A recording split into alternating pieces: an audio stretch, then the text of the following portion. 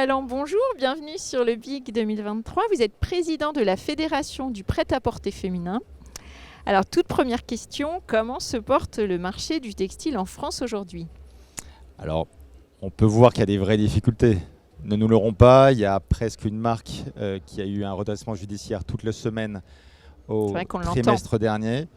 Donc, quand des camélions ont disparu, quand des San Marina ont disparu, quand des Koukaï ou des Naf-Naf ont des difficultés, évidemment, le secteur est en crise. Ça, c'est la face noire. La face positive, c'est qu'il y a encore un savoir-faire qui est extraordinaire. Il y a encore des sociétés qui savent s'internationaliser. Et surtout, il y a toutes les marques qui sont en train de devenir des modes durables, qui sont en train de créer cette durabilité. Donc, il y a un point qui est évident, c'est qu'on doit savoir lutter contre l'ultra fast fashion, qui est en train de détruire C'était ma question suivante, effectivement. Est-ce qu'elle fragilise ces marques de fast fashion, que je ne citerai pas bien sûr? Est-ce qu'elle fragilise les marques françaises, notamment le moyen de gamme? Je vais prendre un exemple très simple. Je discutais avec une personne de la Gen Z juste à côté. Et on parlait des prix.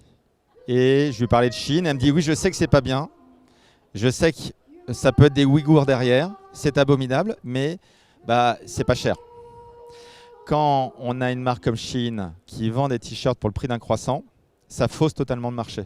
Alors on peut croire qu'on peut acheter un vêtement pour presque rien. Et ce presque rien, il donne cette sensation que la mode n'a plus de valeur. Ou du moins, c'est jetable. Ils arrivent à faire de la qualité, ces marques de fast fashion ils font du plastique surtout. Ils font du polyester. Donc le challenge, c'est de se dire comment est-ce qu'on arrive à prendre les forces de ces sociétés, y compris dans l'intelligence artificielle, comment est-ce qu'on arrive à prendre leur agilité et à créer en France un collectif de marques, un collectif d'industriels qui sont capables de s'organiser, y compris avec l'intelligence artificielle, pour pouvoir contrer toute cette ultra fast fashion, proposer le meilleur prix et en même temps la meilleure qualité. Donc c'est intéressant ce que vous dites, ça veut dire que le textile français peut s'inspirer de ce que font ces marques de fast fashion. Et elle doit s'inspirer des marques. Elle doit s'inspirer de la digitalisation de ces marques.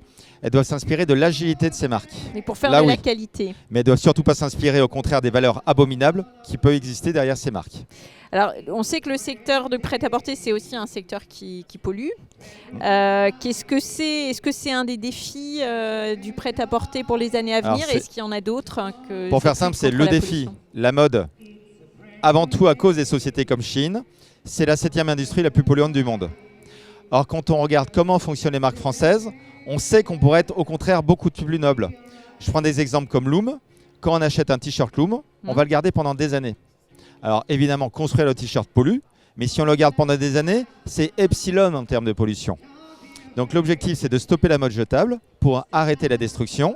Et une fois qu'on l'a stoppée, on a une industrie qui ne sera plus du tout la 7e, qui sera la 40e, 100e, etc.